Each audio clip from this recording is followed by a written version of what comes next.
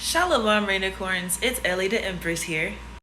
And so today we're going to be talking about a topic that was voted on in our community tab. And this is using social media to build a brand. Now we're all in this space of utilizing social media. However, how can you use it to build a brand?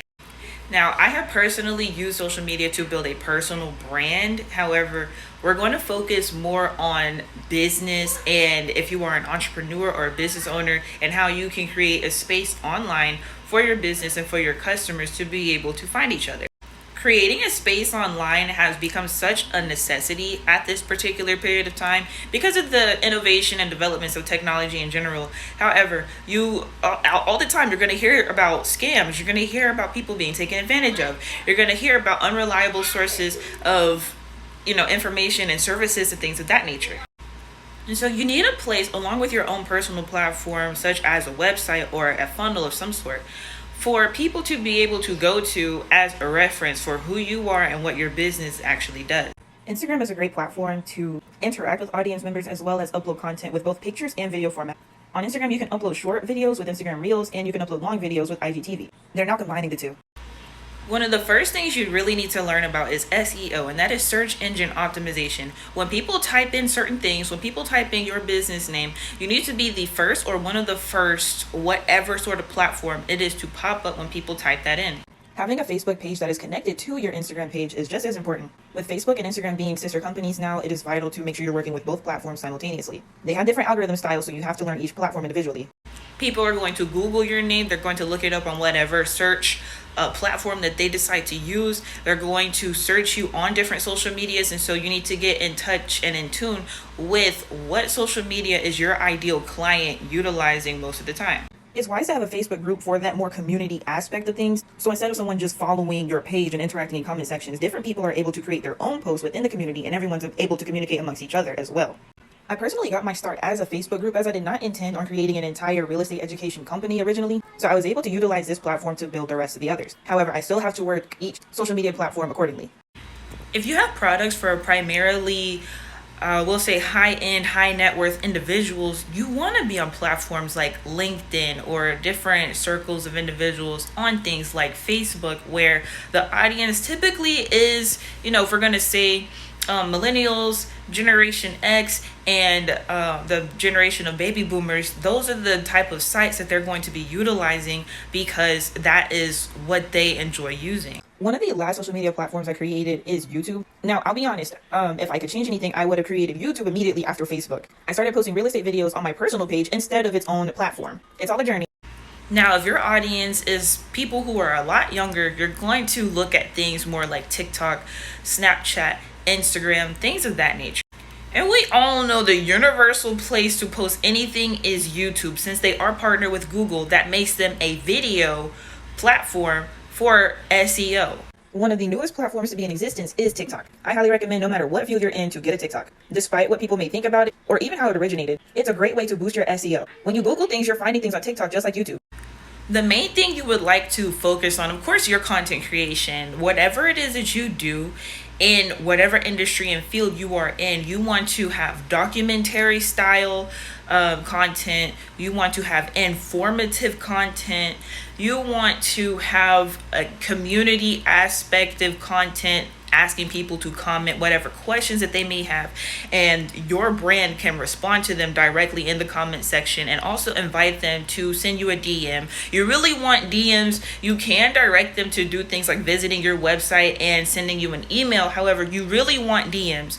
That is for algorithmic purposes. These social media platforms, really, to be honest, they do not want people to leave the platform itself. They would prefer everyone stay on the social media platform.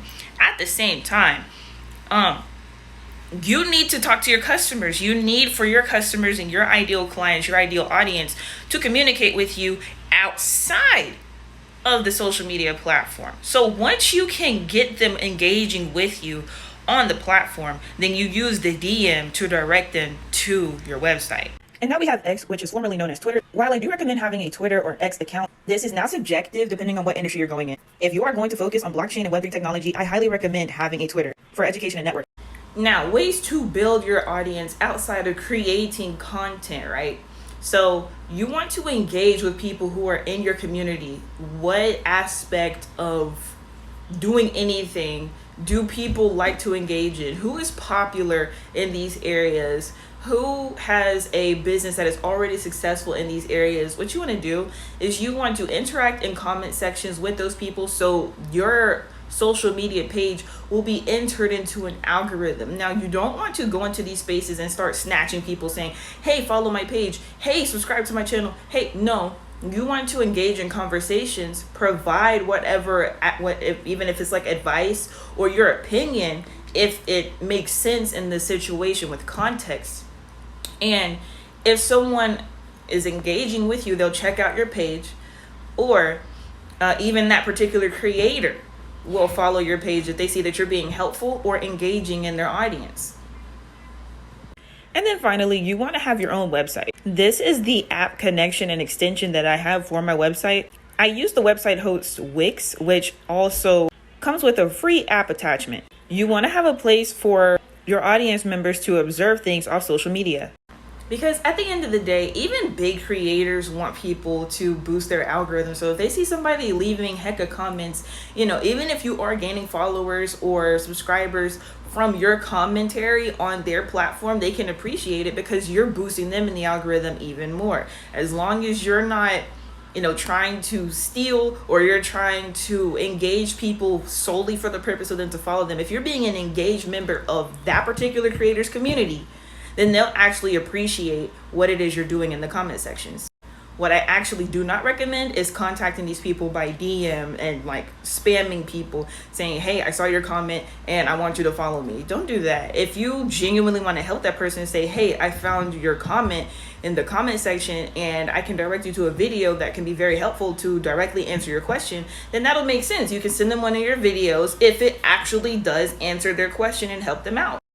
Now, even if you're not making a whole bunch of educational content, you still want to provide some sort of value. You want to provide some sort of value to the particular marketplace other than saying, hey, here are my services and products. Okay, what do your services and products do? What exactly is the result that your ideal client or audience member, what are they going to get once they subscribe to you, once they follow you, once they like your page?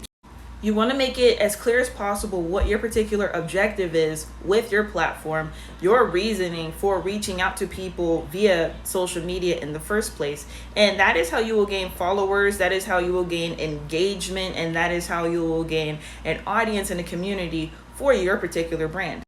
Now, you can definitely use things like hashtags and keywords. We're not going to speak on that too much in this particular video. You can look those up on your own time individually. So hashtags and keywords for different social media platforms. Again, that's for the algorithm. We're talking about gaining a following with the social media algorithms. And then outside of that, you have your own platform or a landing page or a funnel of some sort. Even if you have something like an email list, you need something outside of social media once you have an audience. So whatever your niche is, you make sure it's aesthetically pleasing, of course, to you. However, also to your ideal customer. What you may like individually as a person may not be what is necessary for your ideal customer, client, or audience member. You need to make sure that things are aesthetically pleasing for the person who's approaching your social media page. Does this make sense if you're targeting a college student? Does this make sense if you are targeting parents? Does this make sense if you are targeting senior citizens? Does it actually make sense, and is it aesthetically pleasing for that particular demographic?